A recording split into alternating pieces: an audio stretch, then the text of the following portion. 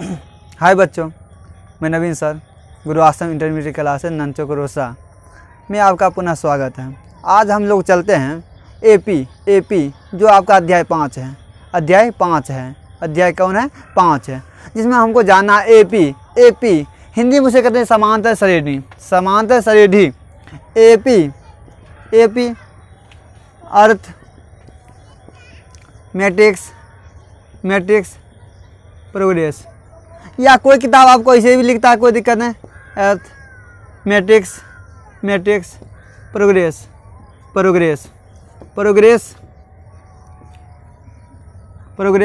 कुछ किताब लिखता है प्रोग्रेशन।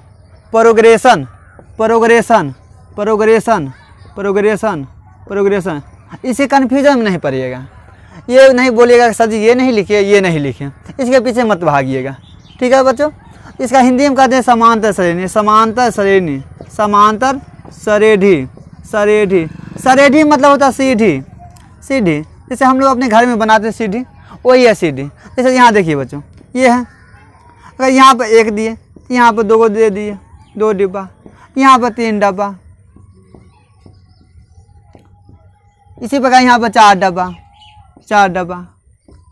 डब्बा। या हो सकता है हम यहाँ दे दें 4 डब्बा, यहाँ 3 डब्बा, यहाँ 2 डब्बा और यहाँ 1 डब्बा। तो क्या है, अगर बढ़ रहा है तो समान क्रम में बढ़ रहा है, घट रहा है तो समान क्रम में घट रहा है। या यदि हम ये भी लिखेंगे यानी कि 1 डब्बा, फिर 1 डब्बा, फिर 1 डब्बा, फिर 1 डब्बा, तो हम क्या जानते हैं इसमें एपी का जो टर्म है प्लस धनात्मक होती है, ऋणात्मक होती है और शून्य भी होती है। क्या होती है? धनात्मक, ऋणात्मक और शून्य भी होती है। तो यानी यहाँ देखिए संख्या की ओर बात करें, जैसे 2, 4, 6, 8 क्या है, ये समान क्रम में बढ़ रहा है, समान क्रम में। तो इन सूची को क्या कहेंगे? प्रत्येक सूची को क्या कहेंगे? प्रत्येक सूची को पद कहते हैं। और प्रत्येक पद के बीच के अंतर को प्रत्येक पद के बीच के अंतर को क्या कहते हैं? सार्व अंतर। क्या कहते हैं? सार्व अंतर कहते हैं। चलो बच्चों, हम लोग जाने क्या प्रत्येक सूची को पद कहते हैं। प्रत्येक सूची को क्या कहते हैं? यहाँ ध्यान दीजिएगा, प्रत्येक सूची को पद कहते हैं। प्रत्येक पद के बीच के अंतर को सार्व अंतर कहते हैं। क्या कहते हैं? सार्व अंतर। तो बच्चों आज हम लोग क्या जाने, अभी तक क्या जाने, यानी पद की पहचान और उसके बीच के जो अंतर था उसको हम लोग जाने। चलिए आप देखिए, हमारे पास आ गया समांतर श्रेणी। अब इसके बारे में जानते हैं थोड़ा। समांतर, समान अंतर,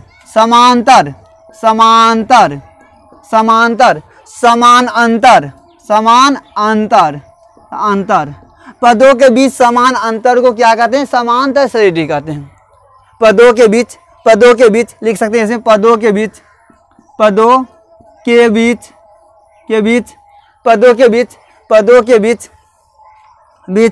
समान अंतर को समांतर श्रेणी कहते हैं। तो आज हम लोग क्या जाने अभी तक? समांतर श्रेणी क्या है? समांतर श्रेणी, जैसे इसको हम टर्म चेंज करें। अब देखो बच्चों, अब यहाँ पर यदि हम कुछ बात करें, छोटा मोटा बात यहाँ पर कर लेते हैं। 2, 4, 6, 8, 10, ये क्या है? यहाँ देखो बच्चों, 2 कितना बढ़ा है? 4, यानी कि 2 बढ़ा है। ये 4 के बाद कितना बढ़ा है? 6, कितना बढ़ा है? 2 बढ़ गया है। यानी कि जितने पद हैं उसके बीच के अंतर कितने हैं? 2 है। जितने पद हैं उनके बीच के अंतर क्या है? 2 है। ये क्या कहलाएगा? समांतर श्रेणी कहलाएगा। ठीक है बच्चों? ठीक बच्चों, अब देखते हैं अगले टर्म। तो बच्चों हम लोग कुछ सूची पर और बात कर लेते हैं, कुछ सूची पर और बात कर लेते हैं। जैसे 1 2 3 4 डॉट डॉट 10 20 30 40, इसी प्रकार 30 60 90 120। कुछ और लिख लेते हैं A 2A 3A 4A। अब देखो बच्चों यहाँ हम जितना भी टर्म लिखे हैं सब में क्या है, बराबर दूरी है। बराबर दूरी समझ सकते हैं हम लोग, बराबर दूरी। तो प्रत्येक सूची की संख्या एक पद कहलाती है। क्या यहाँ पर लिखेंगे, प्रत्येक सूची की एक संख्या, प्रत्येक सूची की एक संख्या एक पद कहलाती है। एक क्या कहलाती है, एक पद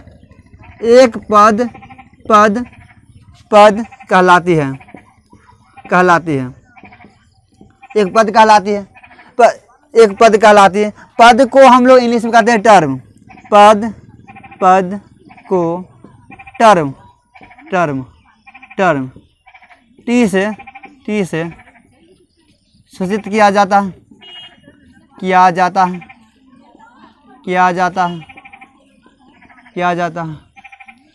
पद को टी से सूचित किया जाता है। ठीक है बच्चों, टी से। अब देखो बच्चों इसी में अब पद के बीच के अंतर को सार्वंतर कहते हैं। वो एक बार और लिख देते हैं। पद के बीच के अंतर को सार्वंतर कहते हैं। पद के क्या लिखे हैं, पद के बीच के अंतर को सार्वंतर कहते हैं। और जिस सूची में सार्वंतर समान हो उसे क्या कहते हैं, समांतर सरेढ़ी। ठीक है बच्चों, जिस सूची में सार्वंतर समान हो उसे क्या कहते हैं,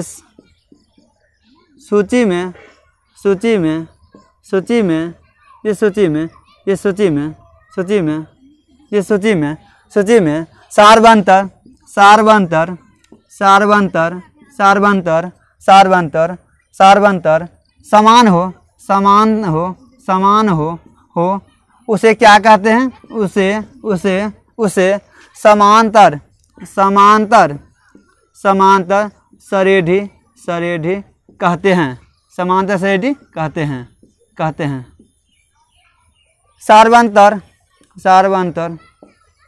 सार्वंतर को डी से सूचित किया जाता है।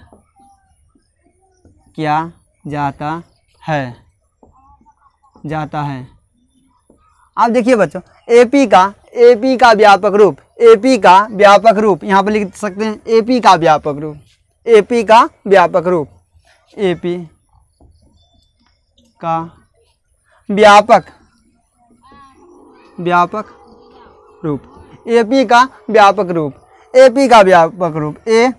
ए प्लस डी, ए प्लस 2D, ए प्लस 3D, या इसको हम ये भी लिख सकते हैं A1 A2 A3 A4 dot dot AN। तब बच्चों आ जाता है, जब ही AN की बात आए तब हम आ जाते हैं A1 AN बराबर A plus N-1 into D.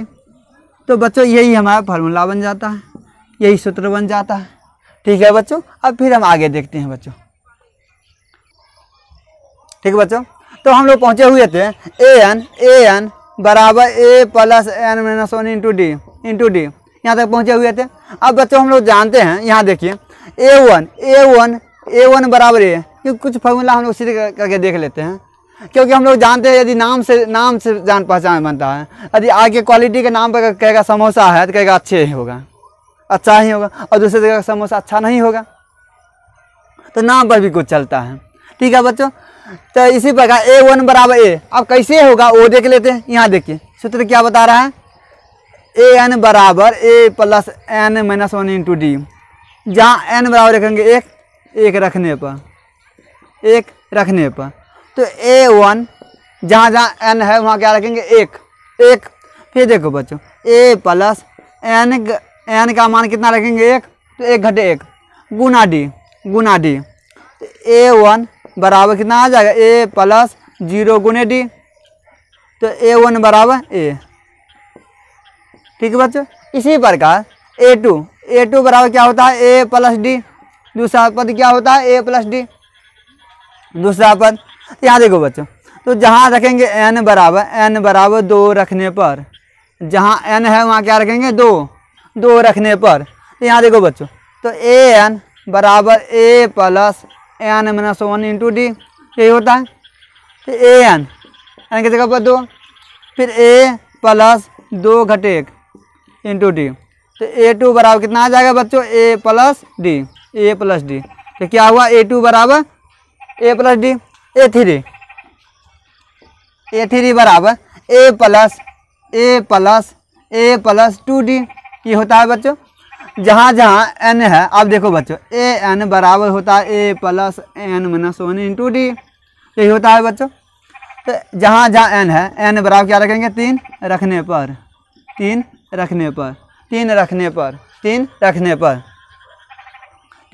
पर, जहाँ n है वहाँ क्या रखेंगे 3 रखने पर 3, तो n के स्थान पर 3 रख दिए, तो a प्लस n के स्थान पर 3 घटे 1 इंटू डी है, तो a3 बराबर कितना आ जाएगा a प्लस 2d। ठीक है बच्चों। फिर इसी प्रकार a4 बराबर क्या होता है a4 बराबर a प्लस 3d। जहाँ n है जहाँ n रहे n बराबर 4 रखने पर, कहाँ पर जो आप सूत्र लिखे हुए हैं वहाँ पर 4 रखेंगे। यहाँ पर लिख लेते हैं an बराबर a plus n minus 1 into D. ठीक है बच्चों। जहाँ n है वहाँ क्या रखेंगे 4, तो a प्लस 4 घटे 1 इंटू डी, तो a4 बराबर कितना आ जाएगा a प्लस 4 माइनस 1 इंटू 3 आ जाएगा 3 इंटू डी, तो a4 बराबर कितना आ जाएगा यहाँ a प्लस 3d। इसी प्रकार बच्चों यहाँ लिख के देखते हैं। इसी प्रकार यदि हमारे पास आता है a plus d a plus 2d dot कहाँ तक n तक, तो हम क्या लिखते हैं, तो पहला पद तभी ना आ जाता है an बराबर a plus n minus 1। n में यहाँ देखो बच्चों a3 था तो 3 में से घटाए थे, यहाँ कितना है n है, तो n में से कितना घटाएंगे बच्चों 1 घटाएंगे, कितना आ जाएगा। अब हमारा देखो सूत्र हो गया। अब एक चीज़ ध्यान रखना बच्चों, AP के ये सार्व अंतर धनात्मक, ऋणात्मक एवं शून्य हो सकता है। क्या लिखेंगे बच्चों AP के सार्व अंतर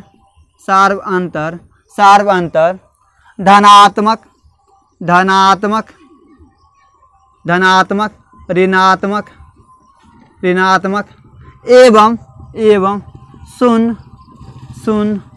शून्य हो सकता है। ठीक है बच्चों। तो ऑब्जेक्टिव क्वेश्चन दे देता है AP होता है तो धनात्मक, ऋणात्मक एवं शून्य हो सकता है। ठीक है बच्चों। अब क्या करें, यहाँ तक जाने के बाद AP के 2 प्रकार होते हैं।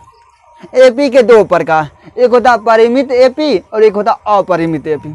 ठीक है बच्चों। AP के 2 प्रकार, एक होता परिमित AP और एक होता अपरिमित AP।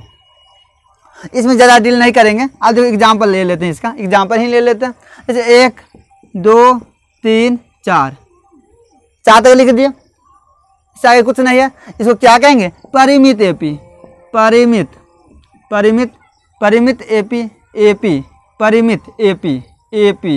AP और यही रहेगा 1 2 3 डॉट 3 4 डॉट के मार देंगे, क्या आ जाएगा ये आ जाएगा अपरिमित AP। ठीक है बच्चों। अब नोट करो। अब चलेंगे हम लोग अगले अध्याय की। तो आइए बच्चों हम लोग कुछ देखते हैं और अलग। यहाँ देखो बच्चों an बराबर होता है a plus n minus 1 into D. अब इसके बारे में कुछ जान ले। तो a बराबर प्रथम पद a बराबर प्रथम पद, n बराबर पदों की संख्या, की संख्या, पदों की संख्या, n बराबर पदों की संख्या। डी बराबर सार्व अंतर, सार्व अंतर, सार्व अंतर। an बराबर अंतिम पद, अंतिम पद। अब कुछ उदाहरण का सहयोग लेते हुए हम लोग निकलेंगे, कुछ उदाहरण लेकर चलते हैं। चलिए उदाहरण फर्स्ट की ओर। उदाहरण फर्स्ट 2, 5, 8, 11 ... इसमें निकालना है सार्व अंतर और प्रथम पद। प्रथम पद लिखे एवं सार्व अंतर लिखे। प्रथम पद एवं सार्व अंतर ज्ञात करना। सार्व अंतर निकालना या ज्ञात करना, निकालना या ज्ञात करना। निकालना ही रहने देते, निकालना। ठीक है बच्चों, यहाँ देखो बच्चों, पहला पद, दूसरा पद, तीसरा पद, चौथा पद। तो पहला पद ए बराबर पहला पद, ए बराबर पहला पद। 2 सार्व अंतर दूरी। तो दूसरा पद यानी T2 घटे T1 बराबर 5 घटे 2 यानी 3। कितना आ गया? ए बराबर 2 और डी बराबर 3। इतना जाने। इसके बाद कुछ क्वेश्चन हमको मिलता है, कुछ क्वेश्चन इसी प्रकार मिलता है, इसी प्रकार कि एपी में है या नहीं है, एपी में है या नहीं है। ठीक है बच्चों, एपी में है या नहीं है, एपी में है या नहीं है या नहीं। चलो बच्चों इसकी जांच करते हैं, एपी में है या नहीं है, एपी में है या नहीं है। हम ले लेते हैं 3, 9, 12, 16। ठीक है बच्चों, ठीक है। यहाँ देखो बच्चों, ये तो प्रथम पद होता है, ए बराबर 3, प्रथम पद लिख देते हैं, ये प्रथम पद। अब जांच करेंगे D1 दूसरा पद T2 घटे T1 कितना आ जाएगा बच्चों? ये आ जाएगा 9 घटे 3 6। फिर D2 ये कितना आ गया? दूसरा पद बराबर कितना होता है? T3 घटे T2 यानी तीसरा पद घटे दूसरा पद। तीसरा पद कितना है बच्चों? 12 घटे 9 3 आया। फिर देखो T3 ये इसमें क्या लिखेंगे? चौथा पद T4 घटे T3। T4 का मान कितना है बच्चों? 16 घटे 12 कितना है? 4। अब देखो बच्चों सार्वंतर समान है नहीं है? सार्वंतर समान नहीं है। क्या है बच्चों? सार्वंतर समान नहीं है, सार्वंतर समान नहीं है। अतः यह एपी में नहीं है, एपी में नहीं है। ठीक है बच्चों, ठीक है बच्चों। यदि इस वीडियो में कहीं भी आपको दिक्कत हो तो आप कमेंट्स कर सकते हैं।